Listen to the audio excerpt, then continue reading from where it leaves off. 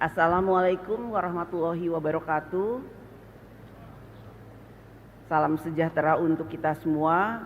Om Swastiastu, Namo Buddhaya, salam kebajikan. Yang kami hormati Presiden Republik Indonesia Bapak Insinyur Haji Joko Widodo beserta Ibu Iriana Joko Widodo. Yang kami hormati Wakil Presiden Republik Indonesia Bapak Profesor Dr. Kiai Haji Ma'ruf Amin beserta Ibu Wuri Ma'ruf Amin. Yang kami hormati Wakil Presiden Republik Indonesia ke-6 Bapak Jenderal TNI Purnawirawan Tri Sutrisno. Yang kami hormati Wakil Presiden Republik Indonesia ke-10 dan ke-12 Bapak Dr. Andes Haji Muhammad Yusuf Kalla. Yang kami hormati Ibu Soraya, istri dari Bapak almarhum Hamzahas. Yang kami hormati Ketua Majelis Permusyawaratan Rakyat Republik Indonesia Bapak Dr. Haji Bambang Susatyo. Yang kami hormati Ketua Dewan Perwakilan Daerah Republik Indonesia Bapak Insinyur Haji A.A. Lanyala Mahmud Mataliti. Yang kami hormati Ketua Badan Pemeriksa Keuangan Republik Indonesia Ibu Dr. Insinyur Ismayatun. Yang kami hormati Ketua Mahkamah Agung Republik Indonesia Bapak Profesor Dr. Haji Muhammad Syarifuddin SH. Yang kami hormati Ketua Mahkamah Konstitusi Republik Indonesia Bapak Dr. Suhartoyo. Yang kami hormati Ketua Komisi Yudisial Republik Indonesia Bapak Profesor Amzulian Rifai. Yang kami hormati para Wakil Ketua Majelis Permusyawaratan Rakyat Indonesia, para Wakil Ketua Dewan Perwakilan Rakyat Indonesia dan Dewan Perwakilan Daerah Republik Indonesia, para pimpinan lembaga negara. Dan yang kami hormati PLT Ketua Umum Partai Golongan Karya Dr. Bapak Agus Gumiwang Kartasasmita. Yang kami hormati Ketua Umum Partai Gerindra Bapak Jenderal TNI Purnawirawan Haji Prabowo Subianto. Yang kami hormati Ketua Umum Partai Kebangkitan Bangsa Bapak Dr. Honoris Causa Dr. Andes Haji Abdul Muhaimin Iskandar. Yang kami hormati Ketua Umum Partai Demokrat Bapak Haji Agus Harimurti Yudhoyono. Yang kami hormati Presiden Partai Keadilan Sejahtera Bapak Haji Ahmad Saiku. Yang kami hormati Ketua Umum Partai Amanat Nasional Bapak Dr. Honoris Causa Haji Zulkifli Hasan. Yang kami hormati para anggota MPR RI, DPR RI, dan DPD RI, yang mulia para duta besar negara sahabat, para Menteri Kabinet Indonesia Maju, Panglima TNI, Kapolri, dan Jaksa Agung, para perwakilan teladan dari seluruh Indonesia, para insan pers, media cetak dan elektronik, para undangan yang berbahagia, serta seluruh rakyat Indonesia yang kami muliakan. Puji syukur kehadirat Allah Subhanahu wa Ta'ala, Tuhan yang Maha Esa, yang telah memberikan rahmat karunia dan hidayahnya, sehingga pada hari ini kita dapat menghadiri sidang bersama DPR RI dan DPD RI. Pada awal tahun ini, kita, bangsa dan negara Indonesia, telah melaksanakan agenda nasional yang penting dan strategis, yang akan menentukan jalannya penyelenggaraan pemerintahan negara 5 tahun ke depan, yaitu pemilihan umum untuk memilih presiden dan wakil presiden, serta memilih anggota legislatif DPR RI, DPRD Provinsi, dan DPRD Kabupaten Kota, serta pemilihan anggota DPD. Kita ucapkan selamat kepada Bapak Prabowo Subianto dan Bapak Gibran Rakabuming Raka sebagai presiden dan wakil presiden terpilih. Pelaksanaan pemilu bagi rakyat adalah pesta demokrasi. Rakyat dianggap menjadi penting. Rakyat diundang oleh setiap calon. Ada yang menyediakan hiburan, ada yang menyediakan konsumsi, ada yang menyediakan oleh-oleh. Rakyat bergembira menikmati pesta demokrasi. Para calon pun berupaya menyenangkan pemilih agar dapat merebut suaranya. Berusaha tampil simpatik, foto diri yang terbaik dipajang sampai ke pelosok-pelosok. Rumah makan, pohon-pohon jadi korban. Tiang listrik penuh dengan tempelan. Semua cara dilakukan untuk mendapatkan suara rakyat. Bagi yang berhasil dalam pemilu, semua hal menjadi indah untuk dikenang. Sementara bagi yang belum berhasil, merasa serba sulit. Sulit makan, sulit tidur, bahkan ada yang sulit untuk bangkit kembali.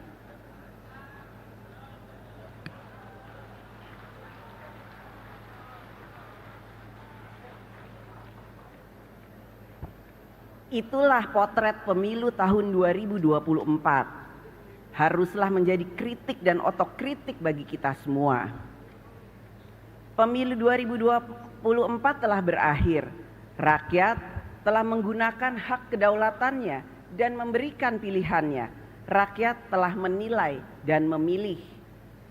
Rakyat tidak dapat disalahkan atas pilihannya, apapun yang mendasari pertimbangannya. Rakyat memilih atas dasar apa yang diketahui dan dipahaminya, terlepas dari kualitas apa yang diketahui dan dipahaminya. Pengalaman demokrasi sudah panjang, pemilu telah dilaksanakan berkali-kali. Bahkan sebelum era reformasi, pemilu juga sudah dilaksanakan dan rakyat juga memberikan pilihannya melalui pemilu. Apakah pemilu saat itu memenuhi syarat-syarat pemilu yang bebas, jujur dan adil? Silakan dijawab. Pemilu yang berkualitas tidak dapat hanya dilihat dari partisipasi rakyat dalam memilih, akan tetapi harus dilihat dan dinilai juga dari kebebasan rakyat untuk memilih, yaitu apakah rakyat dapat memilih dengan bebas, jujur, adil, tanpa paksaan, tanpa dikendalikan, dan tanpa rasa takut.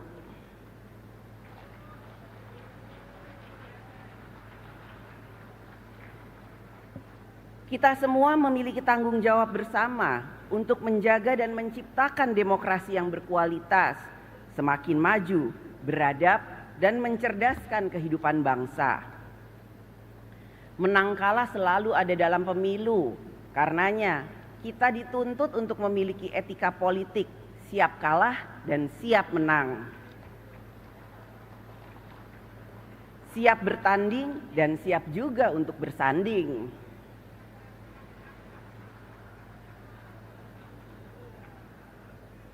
Etika politik yang sama juga menuntut pemilu dilaksanakan dengan memberikan kebebasan kepada rakyat untuk menjalankan kedaulatannya. Dalam pemilu, seharusnya rakyatlah yang jadi pemenang, sehingga berlagu adagium suara rakyat adalah suara Tuhan, Vox Populi, Vox Dei. Hadirin sidang yang terhormat dan yang dimuliakan, dalam berdemokrasi, rakyat tidak pernah berkuasa. Rakyat hanya menentukan siapa yang akan berkuasa. Hakikat demokrasi adalah memberi jalan agar kekuasaan mendapatkan legitimasinya, sehingga kekuasaan dapat digunakan untuk mengatur bangsa dan negara bagi memberikan rakyatnya hidup sejahtera dalam harkat dan martabatnya. Akan tetapi, demokrasi dapat juga berjalan pada arah yang salah, yaitu demokrasi yang tidak menjalankan kedaulatan rakyat.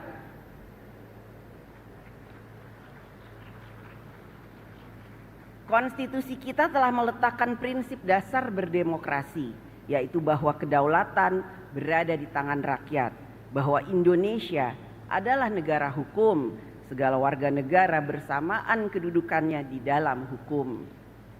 Konstitusi kita telah mengatur bagaimana kedaulatan rakyat harus dijalankan secara kolektif dengan prinsip check and balances pada cabang-cabang kekuasaan negara eksekutif, legislatif, dan yudikatif. Keseimbangan kekuasaan antar cabang-cabang kekuasaan negara eksekutif, legislatif, dan yudikatif dapat berjalan dengan baik apabila politik berbangsa dan bernegara berlangsung secara demokratis, yaitu demokrasi kerakyatan yang dipimpin oleh hikmat kebijaksanaan dalam permusyawaratan perwakilan. Hikmat kebijaksanaan adalah suatu kesadaran akan pentingnya nilai-nilai dalam berbangsa dan bernegara, sehingga politik berbangsa dan bernegara dijalankan dengan menjunjung nilai-nilai yang beradab, bermartabat, beretika, sehingga perjuangan politik memiliki makna membangun peradaban. Suatu prinsip yang dikatakan Soekarno dalam pidato 1 Juni 1945, yaitu bahwa demokrasi kita adalah permusyawaratan yang memberi hidup, yang mampu mendatangkan kesejahteraan sosial bagi seluruh rakyat Indonesia. Negara Indonesia bukan satu negara untuk satu orang, bukan satu negara untuk satu golongan, akan tetapi kita mendirikan negara semua buat semua, satu buat semua, semua buat satu. All for one for all. Seorang negarawan akan memikirkan masa depan negara yang harus lebih baik, sedangkan politisi akan memikirkan masa depan hasil pemilu yang harus lebih baik. Visi tanpa kekuasaan menjadi sia-sia, kekuasaan tanpa visi menjadi sewenang-wenang. Oleh karena itu, untuk menjalankan praktek politik kekuasaan dalam sistem pemerintahan presidensial dengan keseimbangan cabang-cabang kekuasaan, maka kita membutuhkan negarawan yang politisi dan politisi yang negarawan. Sehingga kekuasaan negara dijalankan untuk kebaikan yang lebih besar, bukannya untuk membesarkan diri sendiri, kelompok maupun kepentingan tertentu.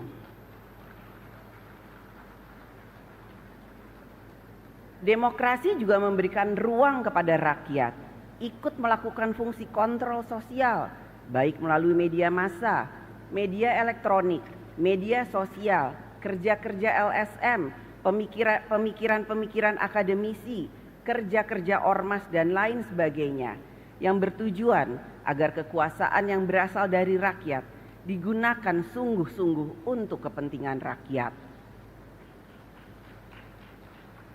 Mewujudkan demokrasi yang sejati bukanlah jalan yang mudah, karena itu jalan yang sulit dilalui. Bukan saja kita terhenti sejenak, tetapi kita tidak boleh mundur karena tujuan kita mulia. Tujuan sejak negara ini didirikan, yaitu Indonesia untuk semua yang merdeka, bersatu, berdaulat, adil dan makmur. Hadirin sidang yang terhormat dan yang dimuliakan, dalam praktek berdemokrasi di Indonesia saat ini berkembang juga demokrasi deliberatif, yaitu demokrasi wacana atau demokrasi berwacana. Media sosial menjadi salah satu kekuatan utama dalam demokrasi wacana, membangun opini dan persepsi. Melalui media sosial dapat diciptakan berbagai persepsi. Persepsi mengangkat citra seseorang, persepsi yang merendahkan seseorang, bahkan orang yang baik dapat dipersepsikan menjadi orang yang jahat. Begitu juga sebaliknya, orang yang jahat dipersepsikan menjadi orang yang baik.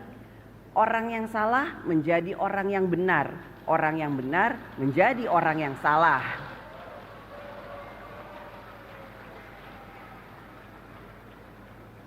Demokrasi wacana bukanlah kebebasan tak terbatas. Batas dari hak setiap warga negara di dalam negara demokratis adalah menjamin hak warga negara yang lain sama pentingnya. Hak warga negara dibatasi oleh hak warga negara yang lainnya. Oleh karena itu, peran negara diperlukan untuk menjamin hak berdemokrasi yang sama bagi semua warga negara. Hak mendapatkan rasa aman bagi semua warga negara.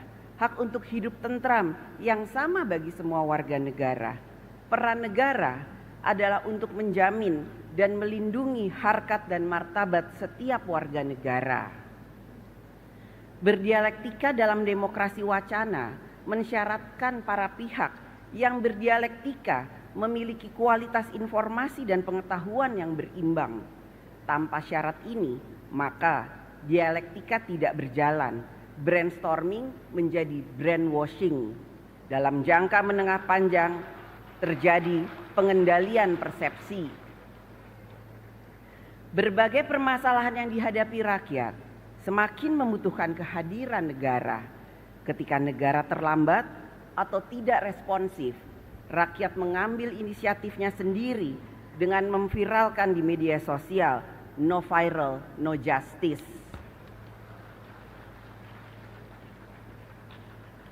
Menjadi tanggung jawab bagi kita bersama, lembaga kekuasaan negara, DPR RI, DPD RI, pemerintah pusat dan daerah, MA, MK, TNI, Polri, untuk menjalankan kekuasaan negara secara efektif, responsif, cepat, memperhatikan rasa keadilan, rasa kepatutan dalam menangani setiap urusan rakyat, sehingga rakyat merasakan kehadiran negara. Kehadiran negara jangan menunggu viral for justice. Kehadiran negara adalah hadirnya keadilan dan kesejahteraan bagi rakyat. Hadirin sidang yang terhormat dan yang dimuliakan, besok 17 Agustus 2024 adalah 79 tahun hari ulang tahun kemerdekaan Republik Indonesia. 79 tahun kita menjadi Indonesia.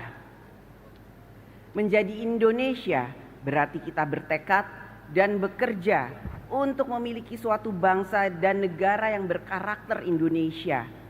Sudah 79 tahun bangsa dan negara ini membangun di berbagai bidang, politik, hankam, sosial, ekonomi, budaya, religi, hak asasi manusia, lingkungan hidup dan lain sebagainya.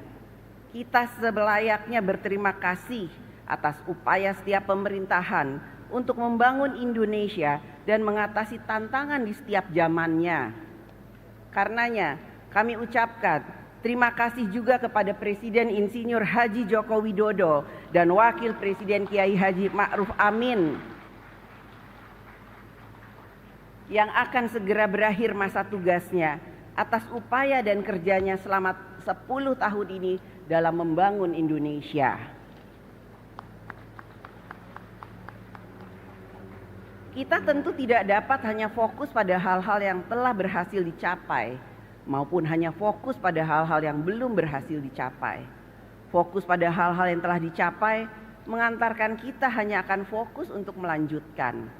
Fokus pada hal-hal yang belum berhasil dicapai mengantarkan kita hanya akan fokus untuk melakukan perubahan atau penyempurnaan. Jadi, di antara yang akan melanjutkan dan yang akan melakukan perubahan atau penyempurnaan masih terdapat pengaruh utamaan yang lain, yaitu progresif, yang berarti maju berkembang dan berkembang untuk maju. Maju berarti menjadi berkualitas, berkembang berarti menjadi inklusif.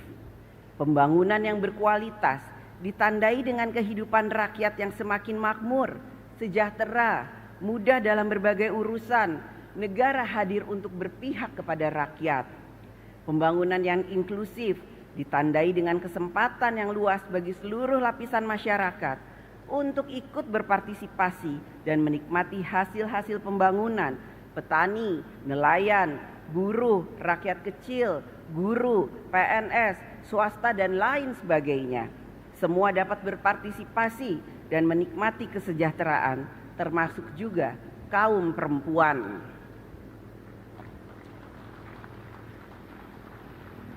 Pembangunan yang inklusif juga memberikan ruang bagi perempuan dalam pembangunan. Keikutsertaan perempuan bukanlah sebagai bentuk afirmatif, akan tetapi sebagai bentuk kesadaran kita bersama bahwa peran laki-laki dan perempuan setara kedudukannya dalam membangun bangsa dan negara. Saat ini masih banyak ditemukan cara pikir yang seperti ini. The happiness of man is I will. The happiness of woman is he wills. Seolah-olah hanya ada his story, tidak ada her story.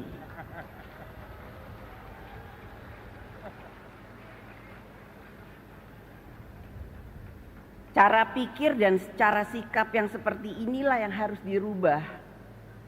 Kesetaraan antara laki-laki dan perempuan bukan didasarkan karena kebencian pada kaum laki-laki. Akan tetapi atas kesadaran bahwa harkat dan martabat manusia sama, baik laki-laki maupun perempuan, baik kulit putih maupun kulit hitam, baik rambut lurus maupun rambut keriting, harkat dan martabat manusia adalah sama. Kesetaraan perempuan dan laki-laki tetap mengakui dan menghormati kodrat masing-masing. Tidak mungkin atas nama kesetaraan perempuan menggunakan pakaian laki-laki dan laki-laki menggunakan pakaian perempuan. Apa jadinya kalau laki-laki yang hadir di sini menggunakan pakaian perempuan demi kesetaraan? Kesetaraan tetap mengakui kodrat yang berbeda antara perempuan dan laki-laki. Perempuan dan laki-laki mempunyai hak yang sama untuk maju, sejahtera, berkarya, berprestasi, dan hak yang sama dalam pekerjaan serta jabatan-jabatan publik. Ayo perempuan Indonesia, tunjukkan bahwa kita adalah perempuan-perempuan hebat.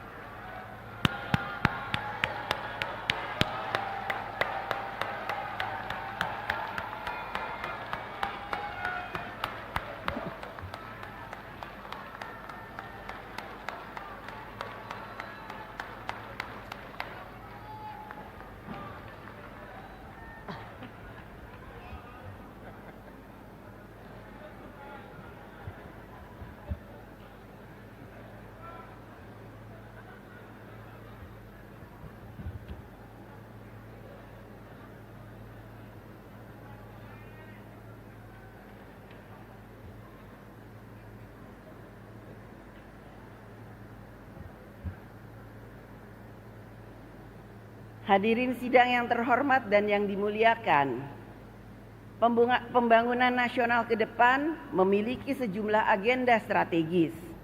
Kita perlu mempersiapkan dan memperkuat sumber daya manusia Indonesia yang siap menghadapi perkembangan zaman yang ditandai dengan kemajuan teknologi, persaingan global, ekonomi digital, ekonomi disruptif, generasi muda yang terus bertumbuh dengan karakternya. Sumber daya manusia Indonesia yang tangguh akan menjadi penggerak kemajuan Indonesia. Ke depan, kita juga harus memiliki pilar perekonomian nasional yang semakin kuat. Hilirisasi tidak hanya terbatas pada mineral, hilirisasi pertanian, perikanan, perkebunan, dan lain sebagainya. Sehingga perekonomian nasional semakin berkualitas dan inklusif.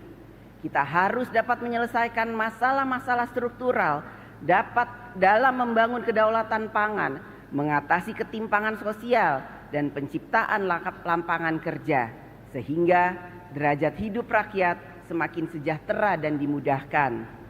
Pemerataan pembangunan di daerah harus dapat semakin cepat dilakukan.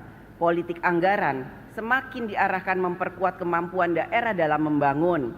Tidak akan ada kemajuan Indonesia tanpa kemajuan daerah yang berkualitas dan inklusif.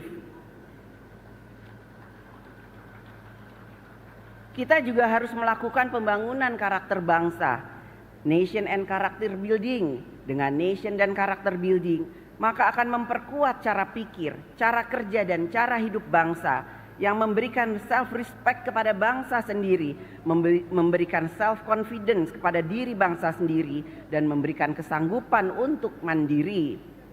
Agenda strategis ke depan lainnya adalah pembangunan ibu kota Nusantara. Keberhasilan pembangunan ibu kota Nusantara, selain membutuhkan perencanaan dan manajemen sumber daya yang baik, skenario pembiayaan yang berkelanjutan, dukungan investasi, juga akan sangat ditentukan oleh dukungan dari seluruh pemangku kepentingan dan seluruh anak bangsa untuk dapat selaras dalam memaknai ibu kota negara sebagai agenda kita bersama dalam membangun ekonomi bangsa Indonesia ke depan dan momentum dalam melaksanaan paradigma pemerataan pembangunan nasional.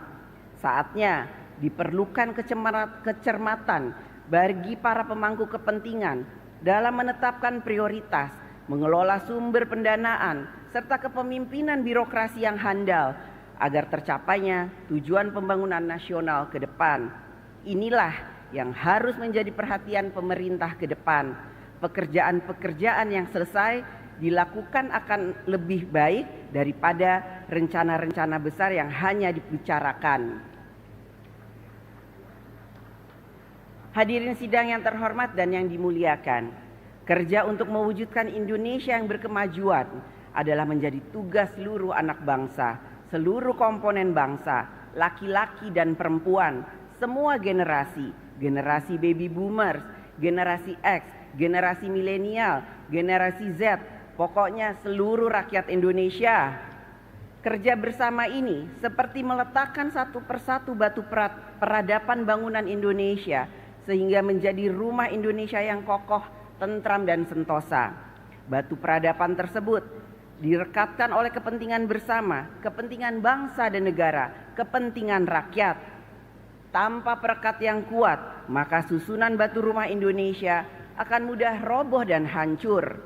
Kita membutuhkan perekat yang kuat bagi persatuan dan kesatuan Indonesia.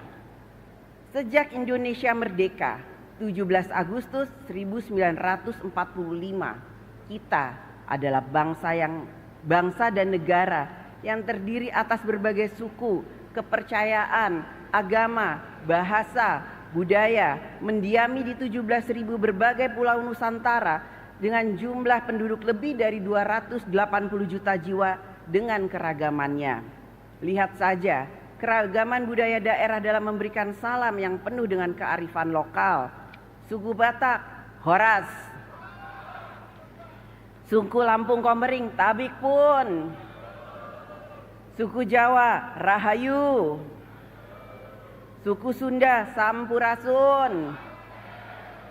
Suku Dayak, Adil Katalino Bacuramin Kasaruga, Basengat Kajubata.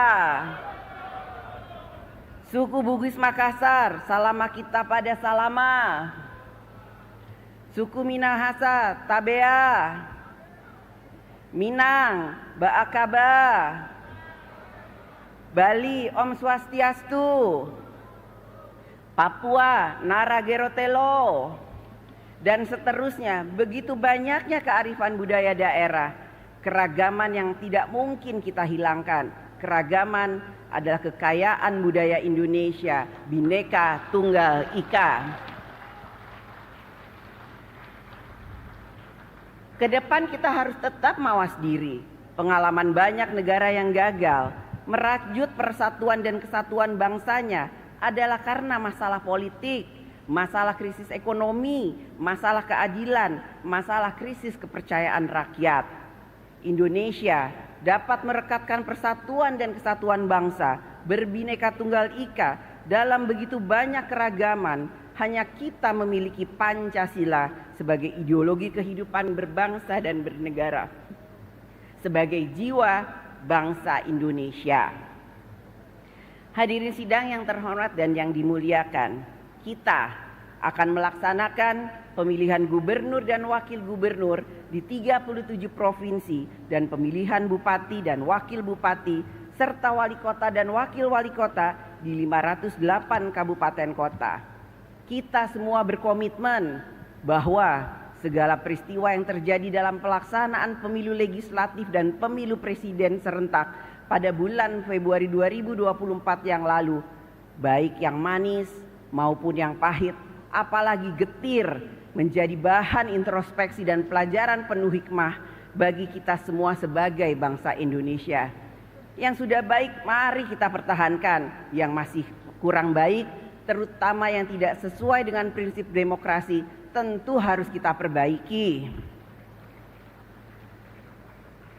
Hadirin sidang yang terhormat dan yang dimuliakan, besok saat matahari terbit bersinar terang, tanda buana membuka hari ulang tahun kemerdekaan Republik Indonesia ke-79, mewujudkan Indonesia yang sejatinya merdeka, membutuhkan perjuangan, gotong royong, kerja bersama seluruh anak bangsa. Boleh saja kita berbeda pandangan politik, berbeda partai politik, apalagi berbeda apa yang disuka dan yang tidak disuka. Tetapi kita harus selalu ingat bahwa ada yang lebih penting dari semua perbedaan-perbedaan tersebut, yaitu adalah bagaimana kita dapat merawat dan menjaga kesatuan dan persatuan Indonesia. Kita tidak pernah tahu takdir bangsa dan negara Indonesia. Kita hanya dapat berusaha dan berjuang sampai takdir mengungkapkan dirinya. Kita juga tidak perlu menjadi luar biasa untuk memulai. Yang terpenting adalah kita harus memulai untuk menjadikan Indonesia luar biasa. Selamat ulang tahun yang ke-79, Dirgahayu Republik Indonesia Merdeka.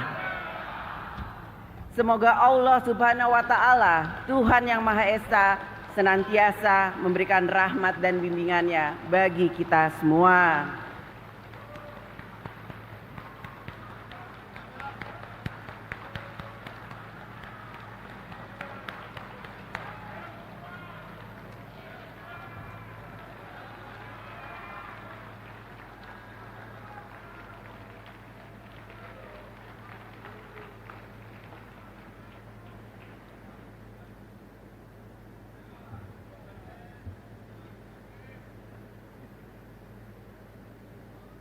Saudara Presiden dan Saudara Wakil Presiden, hadirin peserta sidang yang terhormat.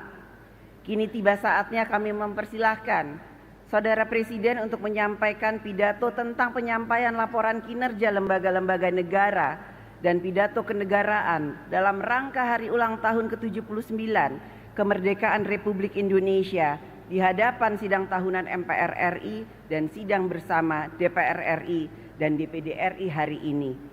Kepada Saudara Presiden, kami persilahkan.